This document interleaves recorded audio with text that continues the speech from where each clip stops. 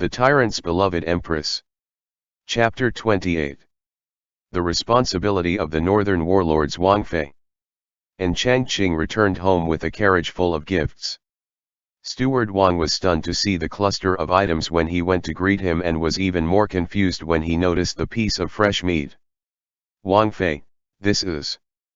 "They're gifts from the people," and Changqing said, "Send the edibles to the kitchen and divide the rest among the servants. It's how they show their sincerity, don't waste it." Steward Wang was clearly surprised when he heard that the items were from the commoners of Yejing. After all, his master was the northern warlord. There had never been an instance where someone would send them gifts. He had heard the stories of respected officials being handed flowers and the likes on the street, but until now, it had been a far-fetched concept to them. This was the first time he had seen this with his eyes. For some reason, he began to feel a little joy and pride in his heart. He happily complied and had someone send the food items to the kitchen. They could be used to make dinner after they had been inspected. Xiao Zhiga heard that Wang Fei had returned and went to look for him. On the way, he heard several maidservants chatting. "So many silk flowers. No one in Yejing has received as many as Wang Fei." That's right, that's right. Wang Fei is so good-looking and kind-hearted. When I saw him deal with Yanhong before, I thought he would be difficult to serve. Yanhong and that bunch were clearly at fault. Which master would tolerate being bad-mouthed? Wang Fei was kind enough to only kick her out. Just look at us, when has Wang Fei ever mistreated us? The other maidservants nodded in agreement. They looked at the colorful silk flowers and wondered if there would be more in the future. Although they're not worth a lot of money, they were still happy to receive the gifts. Xiao Zhiga listened but could not fully understand their story. He approached them and asked, "What are you talking about?" The group of maidservants were startled. When they turned around and saw Xiao Zhiga, they immediately knelt down. "Wang. Wang yet?" Xiao Zhiga frowned. "Are you talking about Wang Fei? What happened to Wang Fei?" The senior maidservant bowed and dared not look up. She said in a trembling voice, We were saying that Wang Fei is very kind. Steward Wang told us that Wang Fei had received gifts from people on the street and had shared some with us." Seeing the silk flowers in her hand, Xiao Zhiga finally understood. Yejing had a custom of casting silk flowers at beautiful people on the streets. When the first emperor ascended the throne, he had thrived to make Daya a powerful nation with prosperous citizens. As the nation flourished and its citizens' livelihood improved, the people became free enough to appreciate worldly aspects. One of them was the pursuit of beauty. Whether it was male or female, a good-looking person walking down the streets was sure to get attention. Gradually, this developed into a custom of throwing flowers towards these stunning people. And as the ladies were less prone to go outside, the majority of those who received these flowers were men. To think that his Wang Fei also received this treatment. Xiao Zhiga was not sure how he felt. There was pride but also a tinge of sourness. After all, this was his Wang Fei, his kindness and beauty only needed to be known by him. Xiao Zhiga let the maidservants rise and went to find An Changqing. The maidservants sighed with relief before speaking with a little more volume. "Do you find that after Wang Fei's arrival, Wang Ye's temperament seems to have improved for the better?" The other two nodded in agreement. It had been a long time since she last saw Wang Ye losing his temper. Xiao Zhiga went to the front courtyard and found An Changqing listening to Steward Wang's report on the arrangements for the New Year festival. When Steward Wang saw Xiao Zhiga, he knowingly handed An Changqing the report and excused himself. An Changqing poured Xiao Zhiga some tea. "Is Wang Ye not going out today?" Xiao Zhiga responded with an N. After mulling it over for a while, he said, "I heard the commoners were giving you flowers on the street." And Changqing smiled, "Not really, they gave it to the coachman when I was away." Xiao Zhiga said with a wooden look on his face, "Next time you go out, take Taihu and Zhao Shi with you." Although Yejing is peaceful, there are always people who are up to no good. And Changqing was stunned by what he said. He hesitated and said, "They're just being passionate, I don't think anything will happen." Xiao Zhiga insisted, "It's just a precaution." He then went on to ask, "Do you like these people?" And Changqing contemplated this question in earnest. Frankly, he did not really like them. He used to stay inside all the time and had very little contact with these commoners. After he was reborn and thought about how the rumors regarding Xiao Zhiga were spread by them, he found them a little dull. He did not like them, but it couldn't be said that he hated them. After all, it was someone else who started the rumors, they were just being used. But after interacting with them, he was able to see another side to them. The commoners might not be well educated and were even ignorant, but they were not evil at heart. They were honest about their joy and sorrows, and all they wanted was to live peaceful lives. I just feel that they're actually pretty nice. And Changqing thought and continued, "It's not bad if things could stay this way. To work and live peacefully without being in constant fear that war will break out. In addition to making a living, the commoners could also have the leisure of reading and going to the tea houses for a chat or listen to the storytellers, an ordinary but stable life." Xiao Zhiga looked at him thoughtfully. And Changqing smiled awkwardly, "Am I too naive?" Just because they gave him flowers and gifts, he had changed his mind about them. Was he being too shallow? No, Xiao Zhiga said affectionately, "The first emperor once said that his lifelong wish was for our nation to be free of war and the people to have plenty of food and clothes on their back. He spent his whole life to make the nation prosper while driving the Beide people to the depths of the northern desert. To give the people peace and a future, it had taken the entire span of his reign with blood and sweat to achieve it. Unfortunately, the subsequent emperors were one generation worse than the next and could not uphold the foundation established by the first emperor.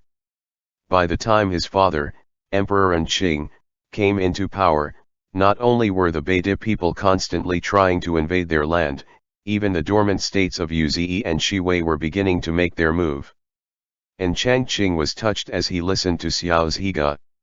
He used to care only for his small piece of land, never thinking about the problems of the country and its people. It wasn't until Xiao Zhiga raised the topic that it seemed to awaken him and allowed him to come to a certain understanding.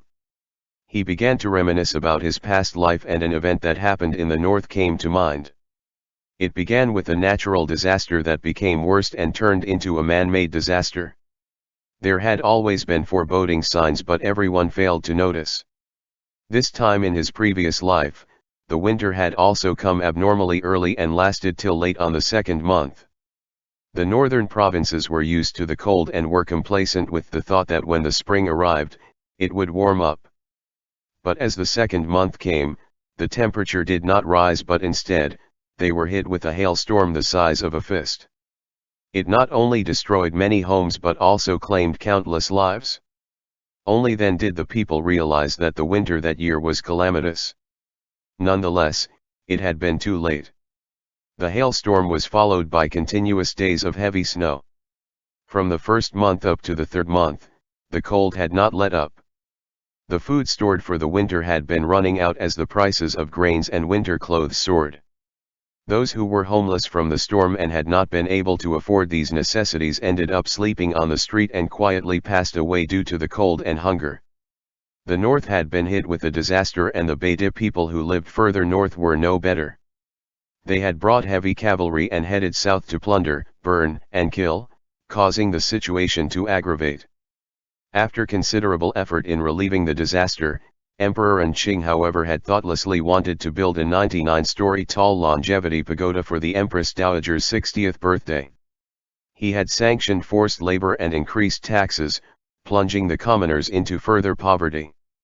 The little grains and seeds that the people had left after surviving the disaster were looted due to the increased crime rate. In the following year, banditries and uprising had been a constant occurrence. Even An Changqing, who had stayed in the manor all the time, had often heard the unfortunate news. And Xiao Zhiga at that time had been sent to the north to defend against the Baidi people. It had been a long time before he returned to Yejing again. These events did not affect him much as he stayed in the manor safe and sound, only sighing that the world was getting harder to live in. Even now that he was reborn, he initially did not give much thought to this disaster. The court and the people were not in his immediate circle of concern. He only had himself and his family in mind and couldn't care less about other people. Even with the knowledge of the prolonged winter, all he could think of was to hoard more goods to sell once their prices began to soar. But the people he met today in Yongli Lane and the conversation he had with Xiao Zhiga had woken him up. He was no longer the ignorant and muddle-headed unfavored son but the northern warlord's Wang Fei. He had to support Xiao Zhiga and gain the love of the people. Unknowingly, he had allowed himself to be tasked with a responsibility. He did not wish for Xiao Zhiga to turn into a tyrant, nor did he want to see the lively streets of Yejing being trampled by war horses. Taking a deep breath, and Changqing finally made up his mind and slowly spoke, "I had a dream last night. In the dream, the winter this year was dragged out until the second month. Then followed by a big hailstorm that destroyed houses. Many people had nowhere to go and froze to death by the roadside. The Beide people were also hit with the disaster and they started to invade the northern border. Wang Ye was ordered to go to the north." After retelling what had happened in his previous life, and Changqing fixed his gaze at Xiao Zhiga and asked, "Does Wang Ye believe me?"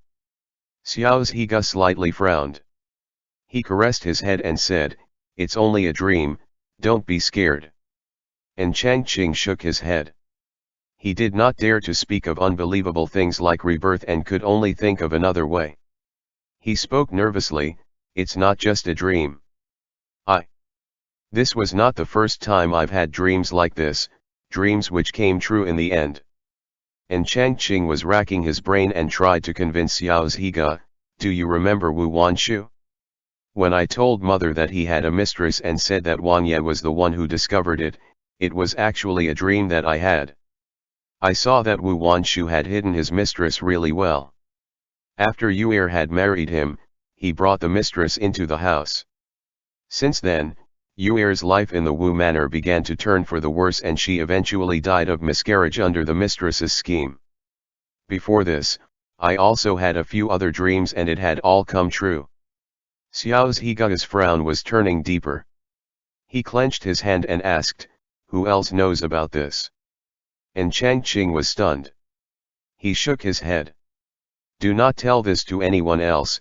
Xiao Zhiga looked worried for the first time.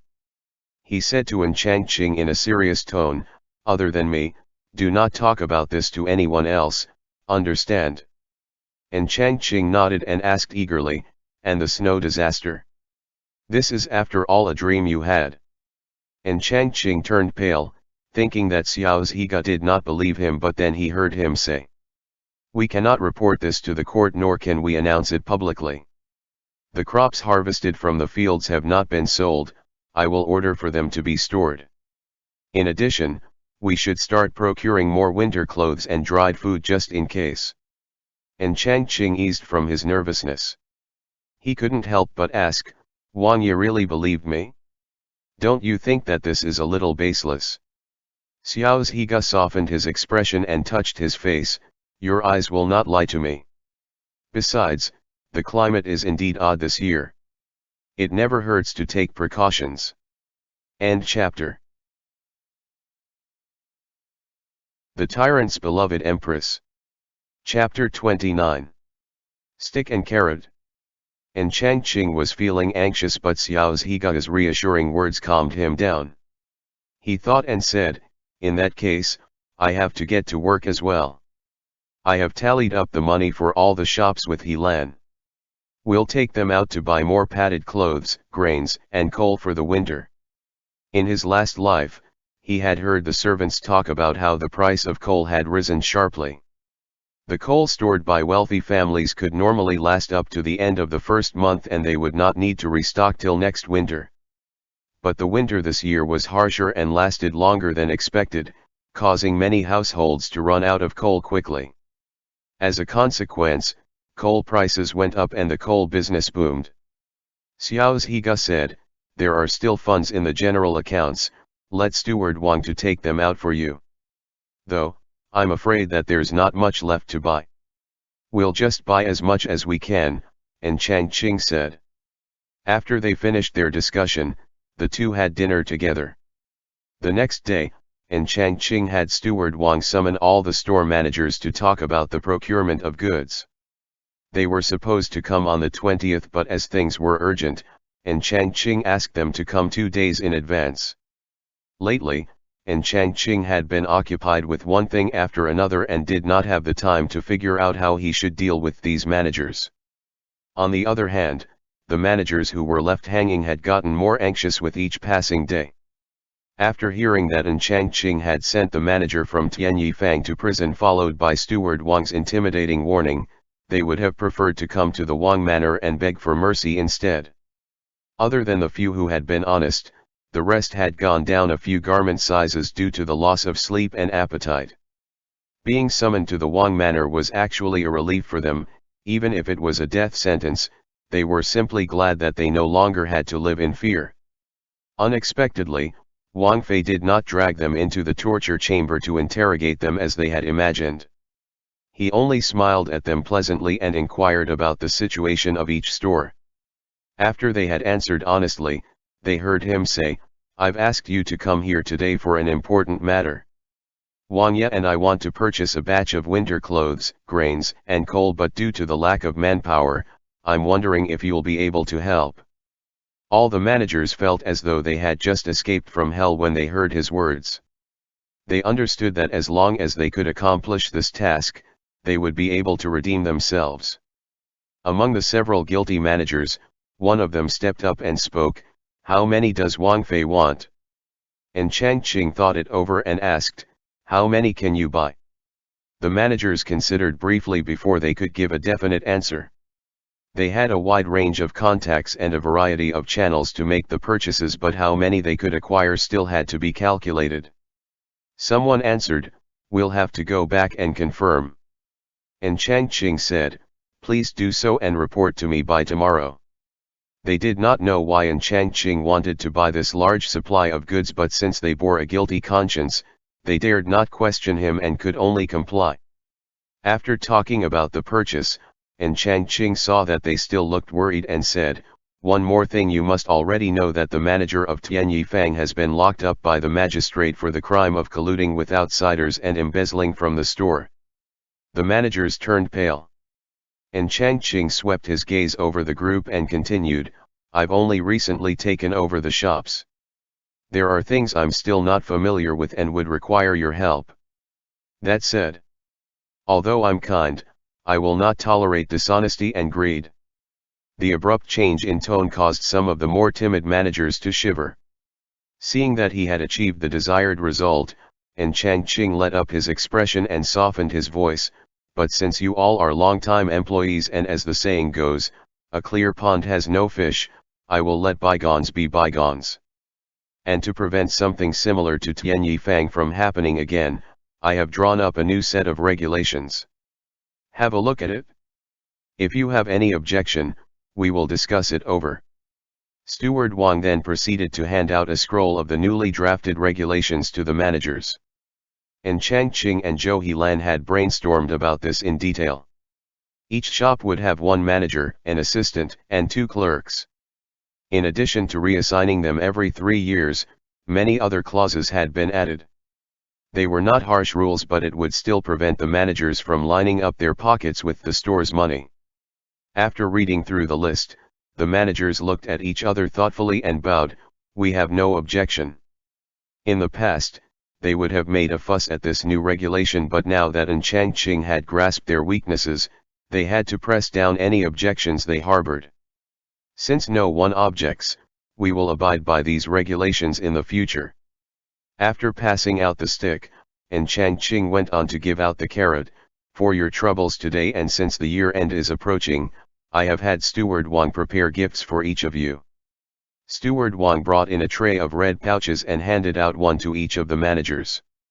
After being dismissed, they opened the pouch to find several pieces of silver drafts. Their previous misgivings towards Wang Fei disappeared instantly. Even with Wang Fei's dissatisfactions towards them, if they could receive such a generous bonus every year, they would not take the risk of trying to steal that petty cash. Asterisk asterisk asterisk. Being treated with both rigidity and graciousness, the managers were very prompt with their work. By the next day, they submitted the quantity they could acquire. And Changqing and Zhou Helan spent the night calculating the numbers and finalized the procurement of 30,000 pieces of winter clothes, 300,000 buckets of rice, 100,000 buckets of low-grade coal and 50,000 buckets of silver coal. As they were bulk purchases, the prices had been greatly reduced. But even so, a total of 1.3 million taels were spent, emptying every penny they had left in the manor's accounts. Having spent a large sum of money all at once, and Changqing was a little distressed. After tossing and turning in bed for a long time, he sat up and grabbed Xiao's Higa. "We've spent so much, what are we going to do if we can't earn it back?" And Changqing had come up with a plan for when the disaster struck. The prices of the items that he hoarded were sure to increase exponentially. The winter clothes and food were necessities for the commoners. After being enlightened by Xiao's Higa's words, he did not intend to make any profit from them. The coal was that which would help him recuperate the money they had spent. As coal was a rather expensive commodity, the commoners used it sparingly. But this was not true for the nobles. When the prices began to rise, he would sell them with double the profit. That was the plan and the preparations that had been made. Steward Wang's face was wrinkled like a dried orange peel when he made the payments. But Xiao's Higa had trusted in Changqing and did not even blink twice. He lightly stated that all was up to Wang Fei's decision and dismissed any and all objections. And Changqing had been gratified with his trust, but as things progressed to this point, worries began to sweep over him. What if this life was different from the last? What if the news he had heard in his last life wasn't true? What if all these items became excess stock? What would he do then? Xiao's Higa wanted to ease his concerns, and after thinking it through, he comforted, "There is still silver in the general's manor in Yanzhou. Even if those items can't be sold, you can still transport them to Yanzhou as rations and clothes for the soldiers." And Changqing was still frowning. Seeing how composed Xiao's Higa was, he couldn't help but ask, "That was a lot of silver, how could you be so calm?" Xiao's Higa hesitated before whispering a few words into his ears. After which, and Changqing's eyes widened, "That much?" Xiao's Higa pressed his finger on his lips and shook his head. And Changqing pursed his lips and placed his hand over his chest. Seeing that the amount he had just spent was just a drop in the bucket compared to what Xiao's Higa just whispered to him, he was finally able to stop worrying that he might have squandered all of the northern warlord's wealth. When Xiao's Higa saw that he was finally appeased, he pulled up the blanket and wrapped him in his arms. "Think in the morning, it's time to sleep." And Changqing curled his body and rested his head on Xiao's Higa's warm chest and gradually fell asleep. Asterisk asterisk asterisk. With such a large shipment of goods, and Changqing would prefer it if the matter was not publicized. He ordered for the goods to be divided and transported to the warehouses over a span of several days. However, walls were bound to have ears. Those who got wind of the news all laughed contemptuously, saying that the warlord's Wang Fei was indeed an unfavored son without foresight, insisting on using porcelain when you can't get diamonds.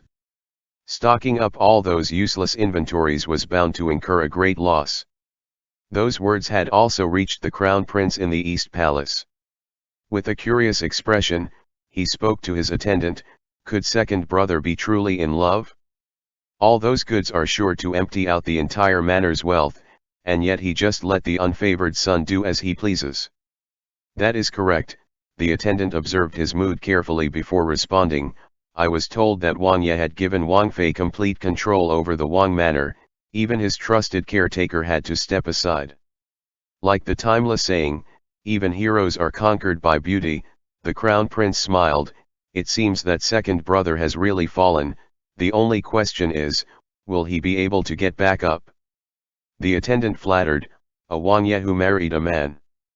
Without an offspring, how could he possibly rise up? It's a pit he would never be able to get out of. The crown prince stood up and took 2 steps with a smiling face. Even so, we shouldn't be negligent. Asterisk asterisk asterisk. When the last shipment arrived at Tianyi Fang's warehouse, New Year's Eve was only 3 days away. After having spent the past few days running about to ensure that the shipments were flawless, they could finally spend the new year in peace. As always, the carriage passed through Yongli Street on the way to Tianyi Fang.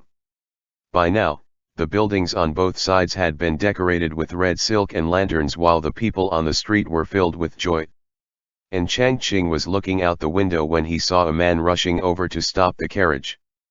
Wang Fei, Xianyu, and I are deeply in love.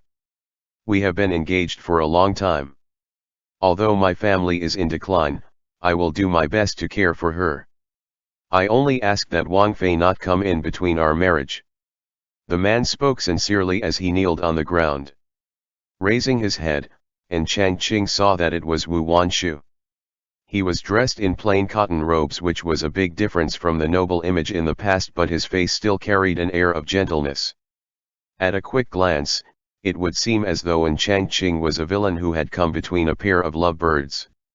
End chapter.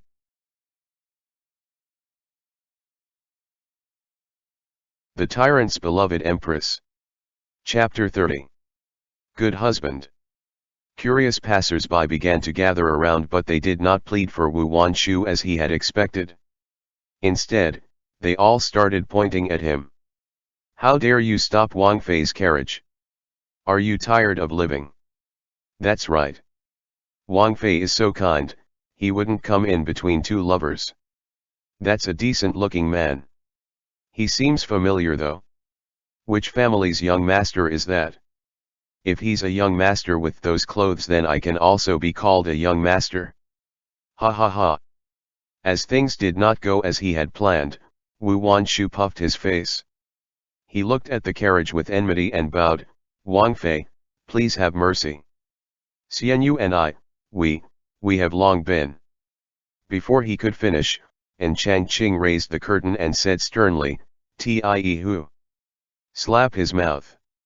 Tie Hu had been bothered by his words from the start. At Changqing's order, he jumped off the carriage, grabbed Wu Wanshu's collar and gave him 2 powerful slaps over his mouth. Wu Wanshu could not believe that they would publicly lay hands on him. He covered his mouth and mumbled in pain. Wang Fei, how could you be this unruly? A woman suddenly rushed over to help Wu Wanshu. Wanshu and your sister have long been engaged, it was a mutual agreement. Even if you refuse to let them be together, you shouldn't be using violence. And Changqing sneered, other than the fact that my sister's marriage to you was decided by my father, from the very beginning, my sister has never even met you. Besides, haven't you been fighting with your uncle over a widow since some time ago? Now that she's dead, did young Master Wu have a change of heart? Wu Wanshu looked embarrassed, but he could only cover his mouth and mumble incoherently. And Changqing raised his voice and spoke, everyone here, please be my witness. This person is the 3rd son of the Wu family to whom my sister was indeed engaged to. However, not long ago, he was involved in a shameful scandal. I wanted to annul the engagement, but my father did not want to damage the relationship between the 2 families and refused. I can't disobey my father and had to agree to this marriage. But who knew that Wu Wanshu is not only unfaithful and lacks virtues, he is also corrupted and has committed many crimes. When the Wu family's crimes were being investigated, Wu Wanshu was exposed to have abused the magistrate's position and subjugated people, causing him to be stripped of his status and title. Such a crooked man, how can I allow my sister to be married to him? A few days ago, my father had personally gone to dissolve this marriage. He had returned the engagement gifts which the Wu family had accepted, cutting off any ties my sister had with Wu Wanshu. Who would have thought that the Wu family only pretended to agree, and now they're trying to publicly ruin my sister's reputation? How vile! The woman kneeling next to Wu Wanshu said, it's not like that, we You're Wu Wanshu's birth mother, aren't you? And Changqing cut her off, you are a concubine and before that, a servant. Moreover, now that the Wu family has fallen, you are not qualified to discuss this marriage. The woman had a sour look and turned speechless. After listening to Changqing's words, everyone at the scene finally understood. The man who had previously mentioned that Wu Wanshu looked familiar quickly said, told you I've seen him before. Turns out it's someone from the Wu family. When they were evicted by the Dali officers, I was watching right outside the Marquis's house. Pay. That whole family is nothing good. If it were my daughter, I also would not allow her to marry such a person. How dare he even make a scene on the street? Shameless. Truly shameless. How dare you sully a lady's innocence? A wolf in sheep's clothing. The angry civilians picked up rotten vegetables and stones to throw at them. Wu Wanshu was enraged but rendered speechless. His birth mother was never tolerant to begin with, but she could only swallow her pride as she stared at the ground under the public's wrathful scoldings. And Changqing cast them a disdainful look before going back into the carriage. Let's go. The Wang Manor's carriage slowly drove past them. The onlookers gave the duo one last pay before going back to their daily routines. Only after the crowd dispersed could the mother and son finally look up. They quickly scurried away and hid in a nearby alley. But to their dismay, Changqing had been waiting to catch them. He had his hands behind his back while he looked at them with indifference. Wu Wanshu instinctively wanted to run, but his escape had been blocked by Tiehu. Tiehu gave his leg a kick and dragged them both towards Changqing. Wang Fei, how would you like to deal with these two? Changqing cast his eyes downwards at the frightened duo. He had wanted to do this just now, but he was in public after all and had to do things by the books. Why else would he have let these two leave unscathed? Wu Wanshu was shocked by the hatred in his eyes. He retreated backward but could not avoid Changqing's kick to his chest. He wailed in pain. To prevent them from attracting any attention, Tiehu tore off a piece of cloth and tied it across their mouths. Who are you to call Xianyu by her name? How dare you try to ruin her reputation? The anguish of being powerless from his last life was being channeled at this moment. Changqing kicked him again. You seem to like that widow a lot, should I send you to be united with her? Wu, ahh. Wu Wanshu shivered as he kowtowed frantically, begging for mercy. He deeply regretted it. He shouldn't have messed with Xianyu. That person had told him that as long as he destroyed Xianyu's reputation and married her, with Changqing's status, he would have been able to receive a large number of dowries. Even if he could not become an official, he would still be able to live in luxury for the rest of his life. Who knew that the submissive Changqing from before would change to become this ruthless? It was indeed true that being close to ink will turn something to black. Wu Wanshu gnashed his teeth as he continued to kowtow and begged in between tearful sobs. Changqing withdrew his foot in disgust and said to Tiehu, is there a place where they can have a life worse than death? Tiehu scratched his head, the torture chamber? There are all sorts of methods there. Changqing shook his head. He did not want to keep them near, anywhere else. Then what about the mine in Yanzhou? There is an iron mine there where many convicted criminals are sent to do labor. Send them there. Don't let them escape. Yes. Tiehu replied, Wang Fei does not have to worry. The mine is heavily guarded and no one can leave before they have served their sentence. Wu Wanshu and his mother turned pale. However, there was nothing they could do against Tiehu's immense strength. Tiehu dragged them away and ordered his subordinates to send them to the Yanzhou iron mine. Asterisk. After resolving the grudge from his previous life, Changqing exhaled a deep breath.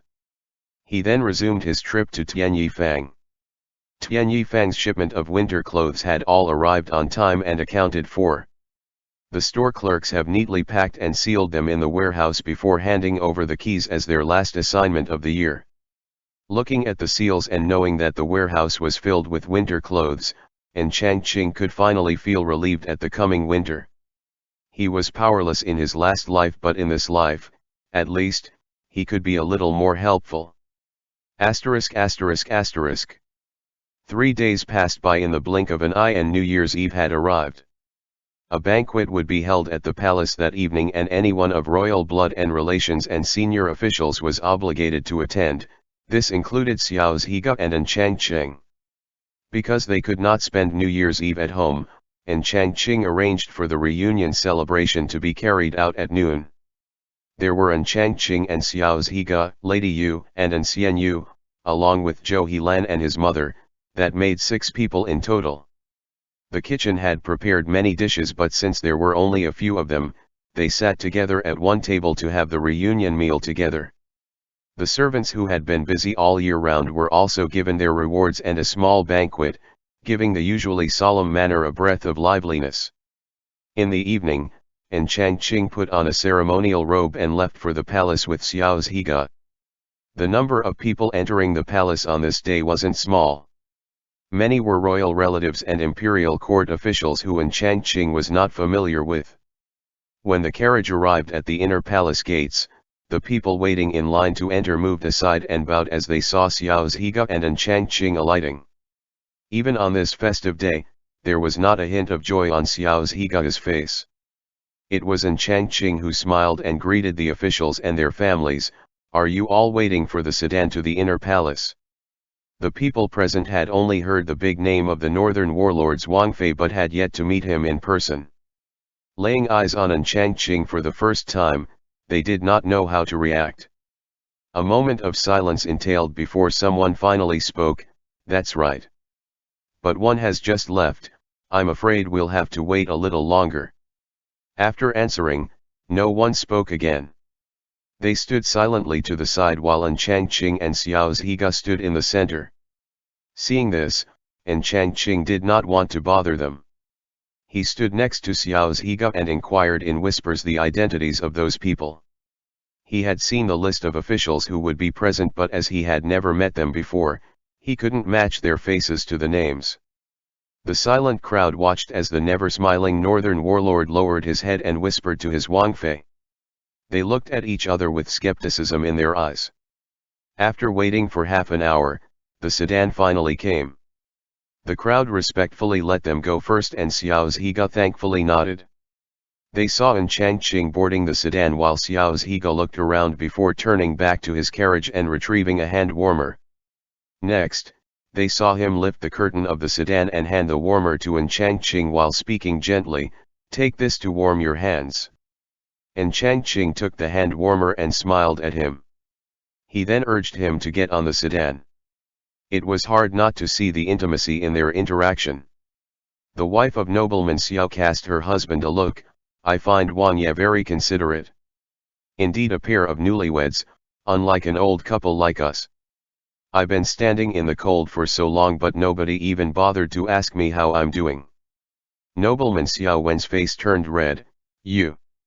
Madame Xiao rolled her eyes. She pulled her skirt and walked towards the sedan. "Let's go." End chapter. The Tyrant's Beloved Empress. Chapter 31. Warm Wine. The New Year's Eve banquet was organized by the Bureau of Imperial Entertainment and was situated in Qinwen Hall. Not far from Qinwen Hall was the Imperial Garden, which had now been cleaned spotless and covered in draperies. Red lanterns were hung on the plum blossom branches, and below it, cushioned chairs and tables filled with dried fruits and pastries were prepared for the dignitaries to enjoy. 6-legged braziers were installed every 2 steps along the walkway and burned with the highest grade imperial coal. Apart from not emitting smoke, the coal also gave off a soothing pine fragrance. Traversing this path, one would not even feel a hint of coldness. The banquet had yet to start, so the guests who arrived early stayed in the imperial garden to enjoy the scenery and chat amongst themselves. And the hottest topic for this year was the newly wedded Wang Fei of the northern warlord. Before the wedding, no one was optimistic about this marriage. The northern warlord was known to have a notorious temper, but more remarkable was his talent for warfare. When several of the great generals were approaching retirement, leaving the northern border unguarded, only Xiao Zhiga was able to drive the Baidi people back in one fell swoop. As such, no matter how much Emperor Anqing disliked the son, he would still turn a blind eye to his actions. As those below usually follows the examples of those above, and the court was a place filled with people who flowed with the wind, since even the emperor could not do anything to the son, the officials had been doing their best to stay out of his way, lest they incur the wrath of this death god. However, in recent days, they had heard the unforeseeable news that the northern warlord not only pampered his Wang Fei, he even relinquished control of the Wang manor over to him. This had roused a lot of interest. Those with an agenda were trying to figure out his intentions. After all, he was a prince who commanded a powerful army. They refused to believe that he bore no ambitions for the throne. But with how things had unfolded, they were at a loss for what to believe. Using the banquet as an excuse, these officials took this chance to discuss and observe. At this point, the central figure of their conversation had just arrived. And Changqing got off the sedan and immediately sneezed. It was a snowless day, but the frosty wind could still pierce the bones. Because Changqing had fallen into an ice pond when he was young, he had become susceptible to the cold. Even with a thick fur coat and hand warmers, his hands and feet were still freezing. Xiao Zhiga wrapped his large hand over Changqing's and frowned, "Drink some hot wine to warm up when we get inside." And Changqing was not as delicate as he thought. He smiled and said, "It's nothing. Let's go over there first." The banquet was divided by gender. There were palace maids to guide the guests, but they were hesitant to come close to Xiao Zhiga.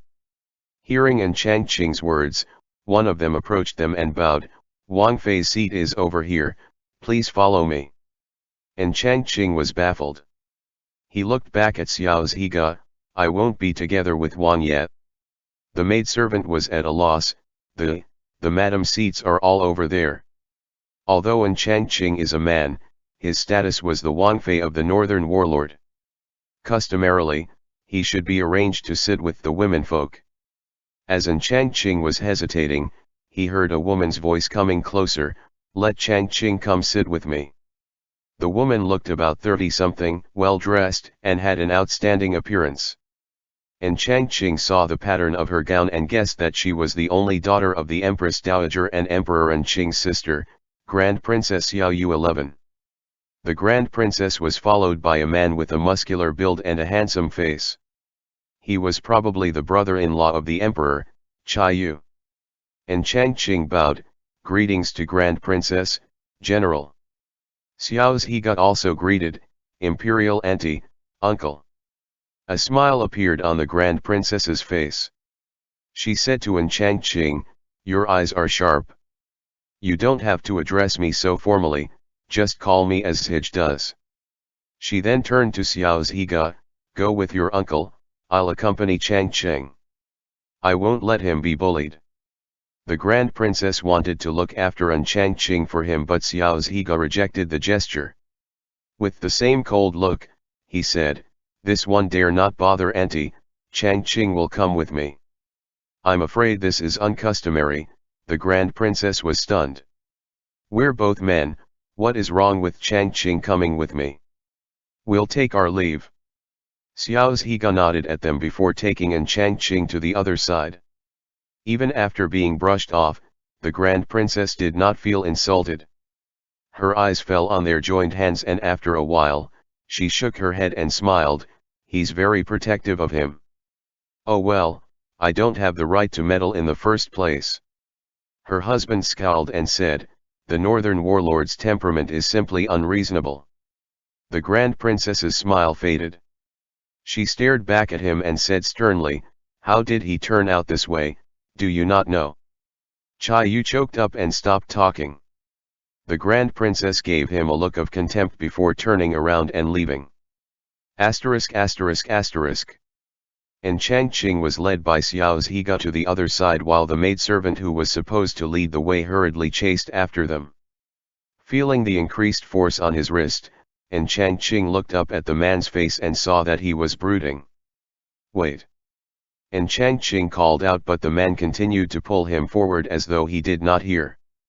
Seeing this, and Changqing sulked and deliberately said, "My wrist is hurting." Only then did Xiao's Higa stop and loosen his grip. He stared sharply at the maidservant following them to chase her away before carefully rubbing the reddened wrist. "Sorry. What's wrong?" And Changqing could sense his mood was sinking. He asked with concern, "Does it have something to do with the Grand Princess?" And Changqing had seen the Grand Princess twice in his previous life, but they had never had any interaction. He only knew that she was quite popular during her youth.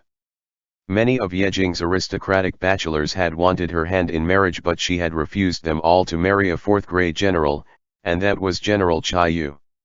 The Cai family was glorious generations ago, but by his father's time, the family had declined considerably. By right, marrying the princess meant that he would have to be banned from taking up any governmental position. However, after the marriage, he personally asked for the emperor's grace and managed to keep his post as a general. And after a few outstanding feats, he was promoted to a first-rank general by Emperor An Sheng. It is said that Chai Yu was deeply in love with the princess and vowed that she would be his only wife. After their marriage, he did not take in any concubines nor step foot in a brothel. Theirs had become quite a popular love story.